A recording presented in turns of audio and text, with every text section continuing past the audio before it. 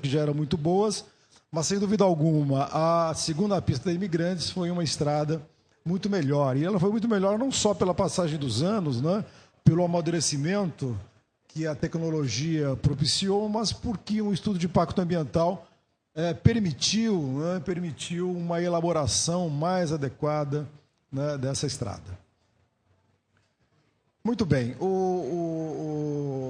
Uma outra observação, né, que eu faria, complementando a fala do secretário, né, é lembrar que agora, recentemente, acho que esta semana, nós tivemos no Congresso a aprovação da Lei da Mata Atlântica, né? É uma lei que ela foi proposta em 1992. Eu creio que, sem dúvida alguma, foi um grande avanço, né, em termos da conservação desse importantíssimo bioma. Mas é preciso lembrar também que, no estado de São Paulo, a região que mais conserva a Mata Atlântica é exatamente, como disse o deputado Trípoli, aquela região mais pobre do estado. Então, eu lembraria aos ambientalistas que não basta apenas aprovar uma lei, né, que protege esse importante bioma,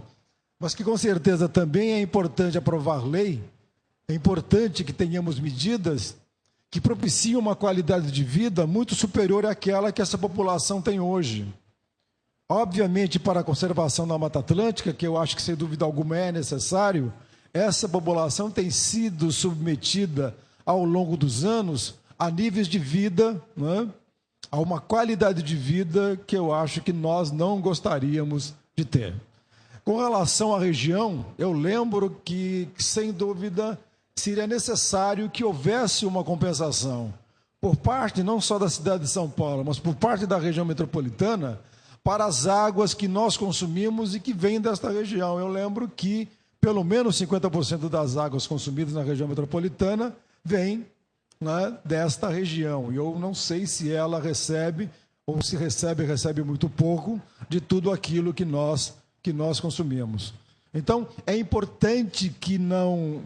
legislemos ou que não atuemos apenas, né, em termos da preservação de recursos, da preservação de ecossistemas, mas que consideremos que a preservação de ecossistemas e a preservação de recursos, a conservação de recursos, precisam, né, ter a sua compensação, porque muitas das vezes a conservação do recurso para atender uma determinada região, a conservação de um bioma, de um ecossistema, pela sua importância intrínseca, implica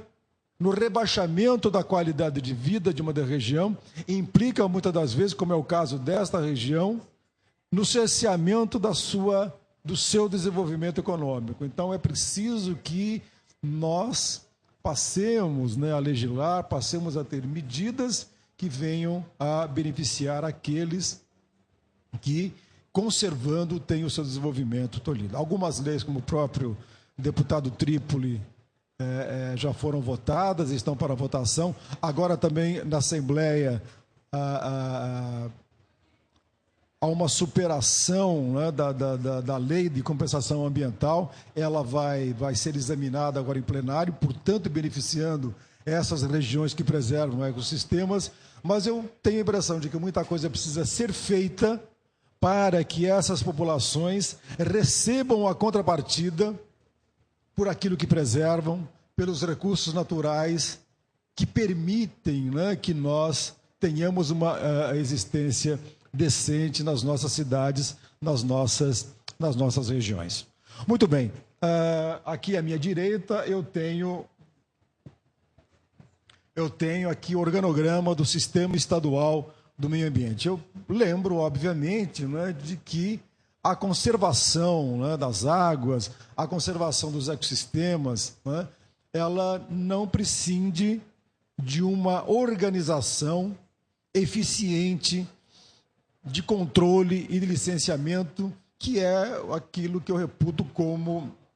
a ação mais importante do Estado na área ambiental, mas é claro que não só, né? Vejam aqui no caso, né, que a Secretaria do Meio Ambiente,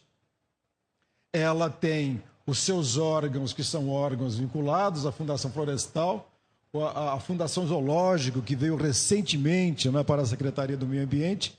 E no caso eu lembro, não é, que o zoológico,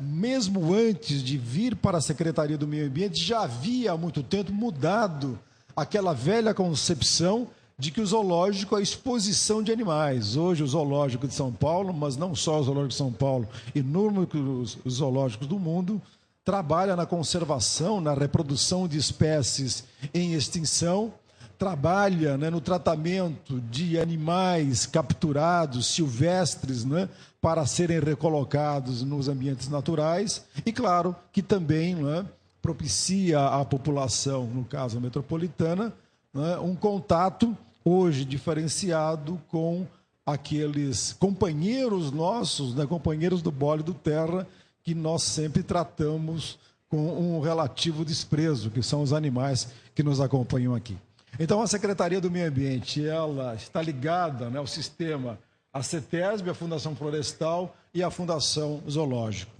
Geralmente eu começo a minha palestra, né, mostrando que um dos primeiros órgãos que nós tivemos no estado de São Paulo foi a CETESB. A Secretaria do Meio Ambiente, ela é de 1986, a CETESB, a Companhia de Tecnologia de Gestão Ambiental, é uma empresa de 1968, não é? E a CETESB, ela nasceu e ela continua até hoje, basicamente como uma empresa, né, como uma companhia de controle da poluição ambiental, controle da poluição do ar, controle da poluição do ar e das águas. E vejam que o organograma que eu apresento aqui é um organograma muito mais complexo do que pura e simplesmente nós termos um controle, nós desenvolvemos pesquisas para controlar a poluição de uma maneira geral. De 1968 para cá, portanto, do final da década de 60 para cá, nós evoluímos bastante na nossa concepção sobre qual deve ser a ação do Estado para a preservação ambiental. Então, se na década de 60 o Estado se preocupa com a poluição ambiental e se preocupa com a poluição ambiental de maneira bastante compreensiva, eu quero lembrar para vocês aqui, eu quero dar para vocês aqui o exemplo de Cubatão, né, que de Vale da Morte passou pelo menos para uma região onde é possível as pessoas viverem, e passou de uma região que era conhecida como Vale da Morte para uma região relativamente habitável, exatamente porque nós tivemos uma ação promovida pelo nosso saudoso governador Montori, por meio da CETESB, para recuperar, para tornar aquela região, aquela cidade, uma região minimamente habitável, exatamente pelo controle da poluição ambiental, né? Mas percebam que hoje a questão ambiental, ela continua sendo hoje ainda hoje controle da poluição, mas ela é também, não é, do ponto de vista do controle das atividades impactantes, do ponto de vista da qualidade das atividades que possam vir a causar algum mal, não é, ao meio ambiente, uma organização, um sistema que também está preocupado, não é? E esta é uma das evoluções em termos de controle, que está preocupado também com aquilo que nós chamaríamos de impacto. Eu sempre lembro nas minhas palestras que existe uma diferença muito grande entre o que é poluição e o que é impacto ambiental.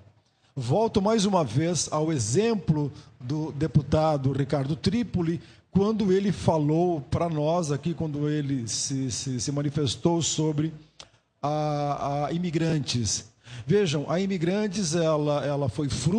sua implantação, fruto do estudo de impacto ambiental, e percebam que ela não é absolutamente um problema de poluição ambiental.